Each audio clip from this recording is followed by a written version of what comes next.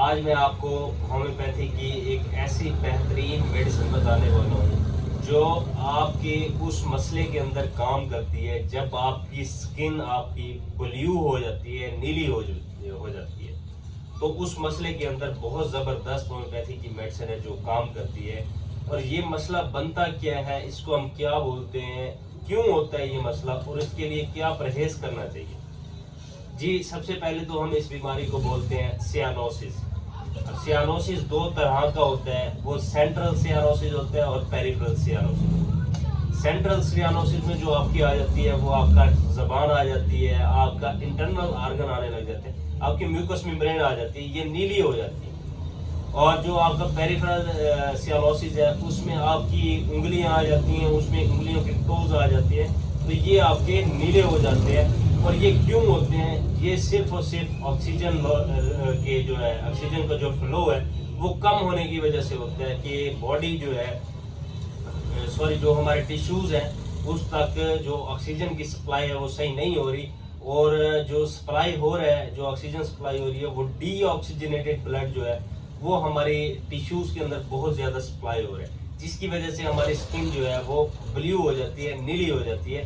اور جو پیریفرل سیانوسس ہے اس میں زیادہ تر مسئلہ جو آتا ہے آپ کی انگلیوں اور ٹوز کا جو بلیو ہو جاتی ہیں، وہ ایک تو اس وجہ سے بھی ہوتی ہیں کہ بلڈ فلو صحیح نہیں ہے، اور دوسرا اس وجہ سے بھی ہوتی ہیں جب آپ کی کسی آپ ہائی الٹیٹیوڈ والے علاقے میں جاتے ہیں، جہاں پہاڑی علاقوں میں جاتے ہیں، جہاں بہت زیادہ ٹھنڈ ہوتی ہے، بہت زیادہ برف باری ہوتی ہے، اس کی وجہ سے بھی آپ کی جو ہے وہ سکن جو ہے وہ بلیو ہو جاتی ہے۔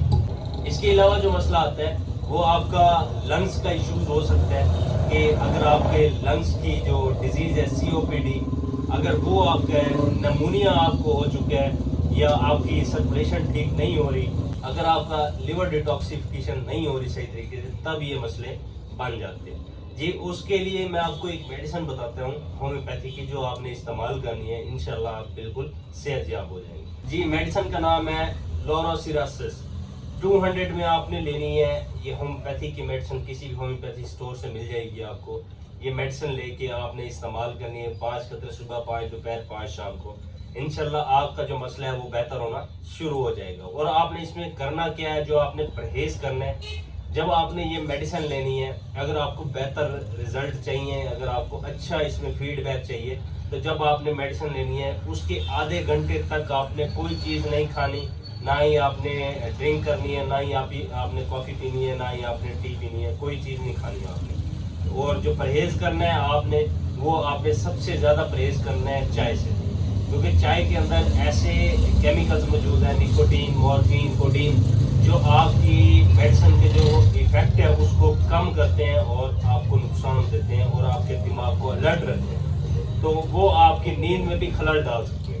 تو آپ نے یہ میڈیسن استعمال کرنی ہے۔ اس کے علاوہ اگر آپ نے کوئی مشورہ لینا ہو یا آپ نے ڈسکس کرنا ہو تو ہمارا نیچے نمبر مینشن ہے واٹس ایپ پہ، آپ اپنی ساری ڈیٹیل شیئر کر کے اپنی میڈیسن اپنے گھر تک منگوا سکتے ہیں۔ اور اگر آپ نے میڈیسن لینی ہو تو ہمارے اسٹور کا نمبر بھی مینشن ہے، آپ اسٹور سے بھی بائی کر سکتے ہیں۔ تھینک یو سو مچ، میں ہوں آپ کا دوست ڈاکٹر سمیع۔